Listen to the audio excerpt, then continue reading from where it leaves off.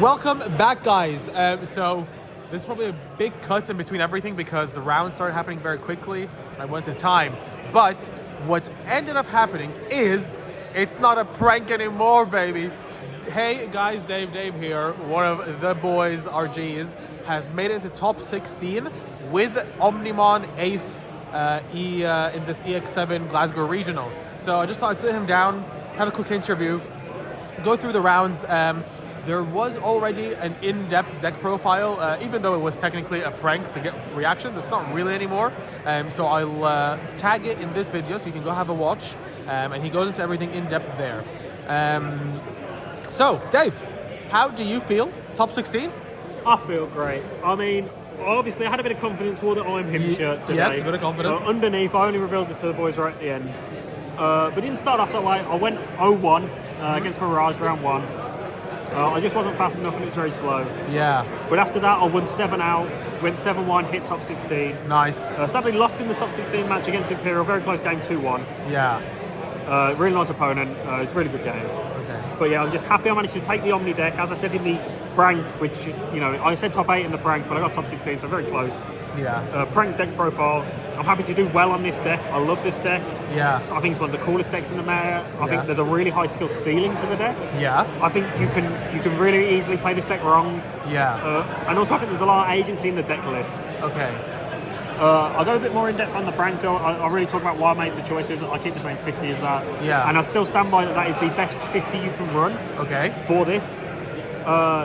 The only thing I maybe change is I might put more Black Gabu in and take this aggro out because it never came up. Okay. But it does come up in some matchups, but I just didn't play them today. Fair. So you've been grinding this deck for, me. So you've been playing Omnimon Ace, and I've been playing Ancient Gar, red base.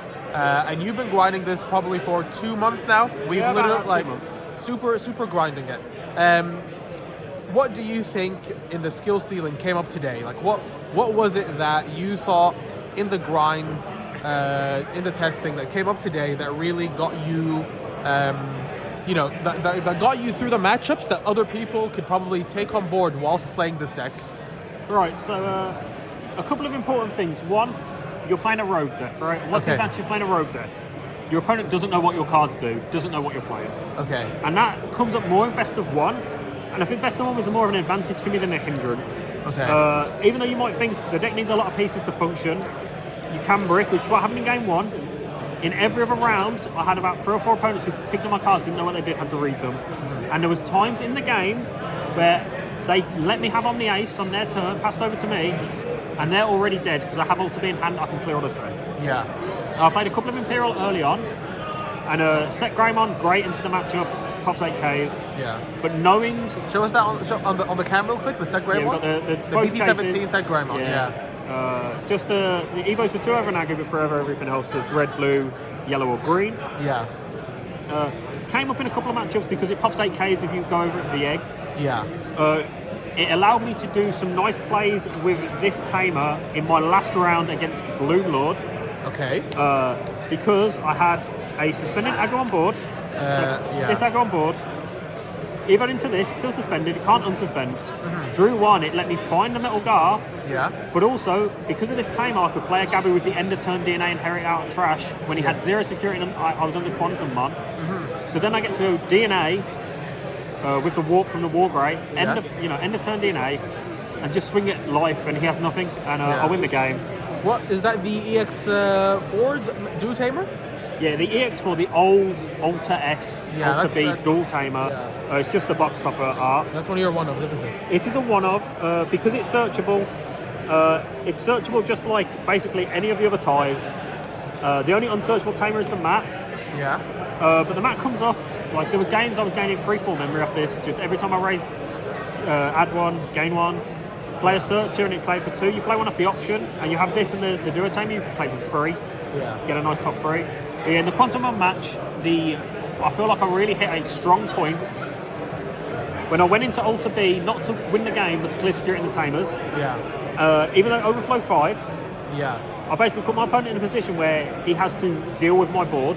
Yeah. And if he can't deal with my board, I just win. You're demanding the out. Demand the out, or I will win the game. It's like if you let me, if I can clear you out, then I've won the game. Yeah.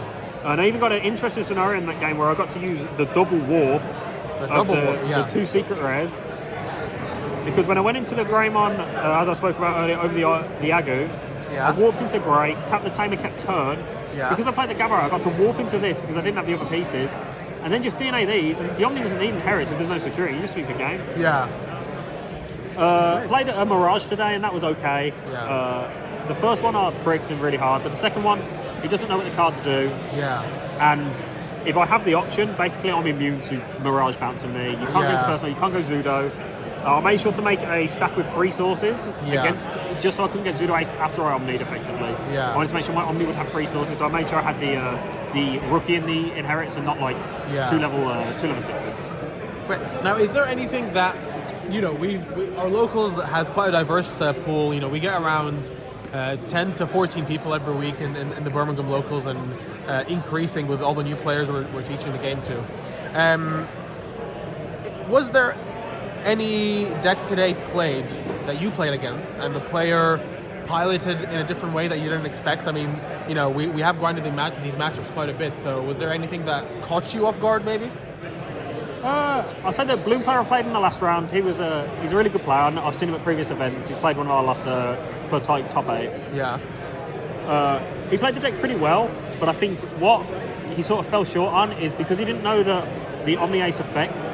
He went into 2 Mega Gargos, which was Mega Gargo was the correct play on the previous turn to stop me evoing into the War Grain to Omni. When he went into the second one, I got to basically end of turn DNA and gain 8 memory back off the Omni.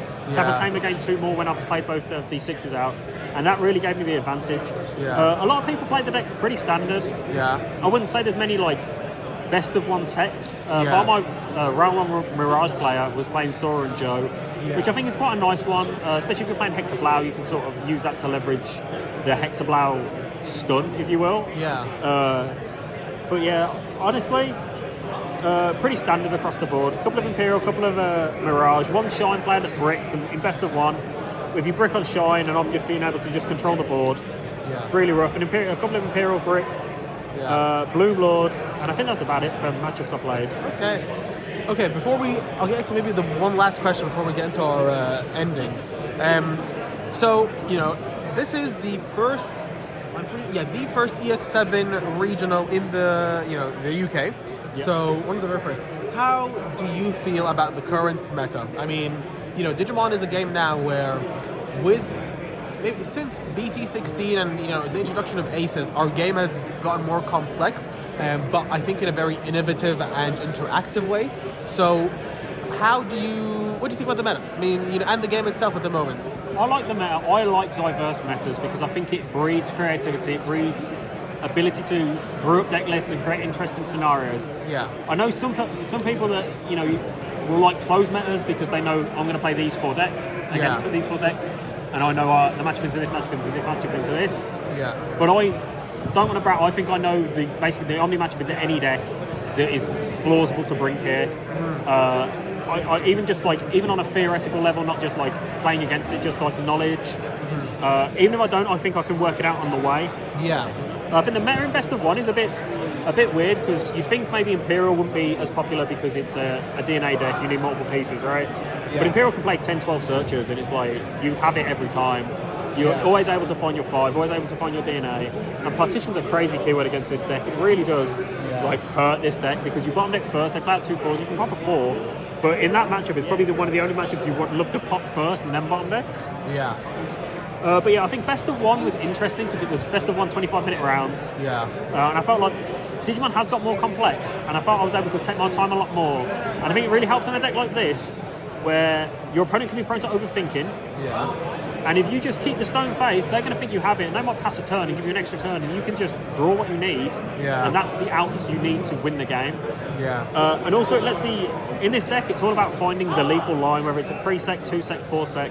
You have so many different lethal lines, and even like lethal lines you can come up with off the cuff. You need to be able to process everything and go, all right, I do this, calculate, okay, 2 checks, unsuspend, go into Alter B and trash the last 2 and you win. You need to be able to think through that. And in a best of 3, you're thinking, well, if I think through this and it doesn't work out, I've wasted 5 minutes and I'm into game 2 and I'm thinking I could get stalled out here in game 2. Maybe not intentionally, just because the game goes long because there's so many effects that activate now. And you might just lose 1-0. So I think the meta's really good. Best of 1's interesting. I think I prefer best of 3, but I like the freedom you have in best of 1 to really sit down and have a think. Okay, sounds great. Well, Dave, I just want to say congratulations on your top 16. You know, we've been playing the game for a while now. You know, we're very big advocates of the game. Really trying to make sure that we love the game. I think it's probably, you know, one of the better card games out there, and you know that's why we main the game. I think it's been a long time coming, and very due for yourself to get a top. I know I can talk a big game, but I backed it up this evening. I really have. He backed it up. Top 16, and I think more tops to come. And you are the chef. You know, Dave cooks up a deck every time. Watch out! He might release the secret Shumon deck list that's been terrorizing the DCGO sim. Good, and luckily, a little quick aside here. My friend who got 2015 Hopkins, he played against the puppet deck, and the guy said no one knew what his deck did, but I put in a few reps for him on it, and he did win that match because he knew what every card did, and he just knew how to win the matchup, which was amazing. Pretty good for him. Great. Now, Dave, give us your last few shout-outs, and then, yeah. Well, let's shout out everyone at Geek Retreat Birmingham, anyone that comes to locals or just hangs around the store. Loads of great people, really help you know, get some good practice in there, play a lot of interesting decks, play in a lot of different ways. Yeah. I'd like to shout out Luke Devlin, the Demonic Doc, for loaning me a couple of these nice old tarts that you see here, mainly the chase cards. We love us a bit olds. Because, you know, for the whole of Swiss, every time I saw this card, I won the game. Like, not even like I played it, like I'd see it off a surge, bottom deck it, but I've seen it, so I won the game. It was unreal. Okay. It was the best omen to this evening. And I think sometimes the shine got in my opponent's eyes, put them off. As you shout out, you know, any of the lads, any of the bootleggers out there, you know who you are. Cheers for backing me up. Cheers for giving me a bit of support in the chat, and also a bit of ribbing. Sometimes you do need to get brought back down to earth, especially after a top like this. Because your ego can go off the rails. But I'm just happy to finally have a top 16 under my belt, and hopefully there's more to come. Yeah. Great. Well, the last thing we're going to do is just quickly pan down to the deck list for like 5 seconds so you guys can have a look. Yeah, if you want to play the list, it's here. Do not forget that this deck list, there's an in-depth profile with all of Dave's explanations. It's unchanged from the prank deck. So yeah, it is unchanged. If you need to know anything, it's in there. Maybe a couple of the alts are different, but all the list is exactly the same. Yes, unchanged. So here's the pile of 50 that got Dave top 16 at the EX7 Glasgow Regional. Keep tuned for this great player success, and I'll see you next time, guys. Cheers. Bye. That's clean, bro.